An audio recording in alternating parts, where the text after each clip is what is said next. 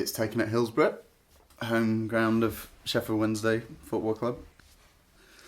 It was a Bristol Rovers game in League One, the season that we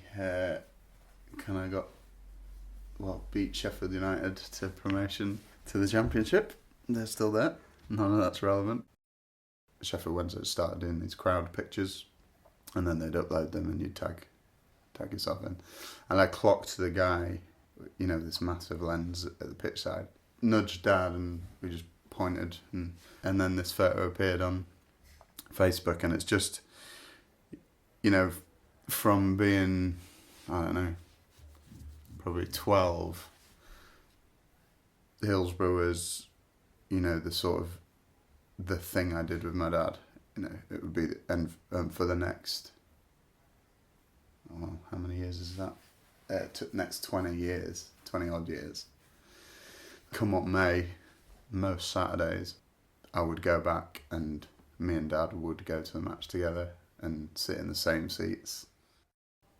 It's not that, our relationship was defined by football, but it was the thing we kind of gathered around, if that makes sense. And, if there was... And it was something that I didn't share with anybody else, really. If ever there was... Sheffield Wednesday had signed someone, or there was some news or whatever, he was the person you shared that with. That was the... he wasn't good at initiating many things, but that was the thing you could initiate with, and then it would lead on to chatting about whatever. But so yeah, it was a special place. Those two seats, 97, 98, row R, they're our seats. I mean, he had all sorts of routines, like he wouldn't have a shower on a match day, and always wore his Sheffield Wednesday boxer shorts. All sorts of, he'd always have his hat in his bag, and if we weren't doing well, he'd say, right, it's time for the hat. Since he passed away, the time I went with you is literally the first time I've been back, which not out of I can't face going there, just that, as it turns out, my reason for going to Hillsborough wasn't as much about the football as it was about him.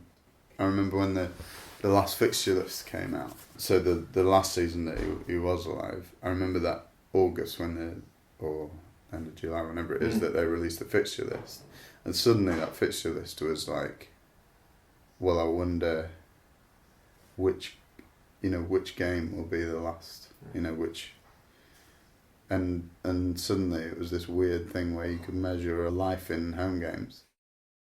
As it happened that day, a lot of my dad's friends that sat a few rows in front were at a wedding, so, which in some ways I was pleased about, because it made it a bit less intense kind of thing.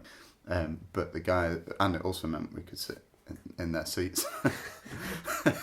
But the guys that we always sat with as season ticket holders, it was really odd seeing them, just because there was a moment, it wasn't actually, he lasted a bit longer than we all thought he would, and he thought he would. So, but the most emotional kind of moment after his diagnosis was, we got to the end of the Championship season in I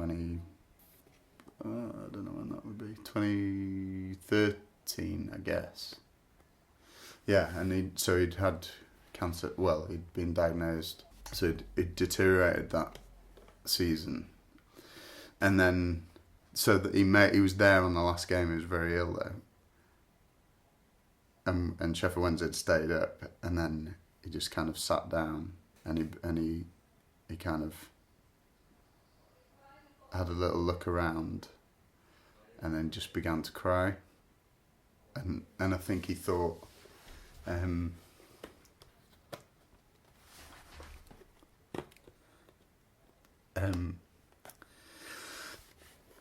I think he thought at that point that could well be his last game kind of thing, and I don't think I'd quite spotted it, but he was just really upset. And then as they saw that, I don't think the sort of weight of the situation had like escaped anybody. He was ill and he wasn't getting better. And I sort of said, "Oh, Dad, come on, stand up. We best get a picture," kind of thing.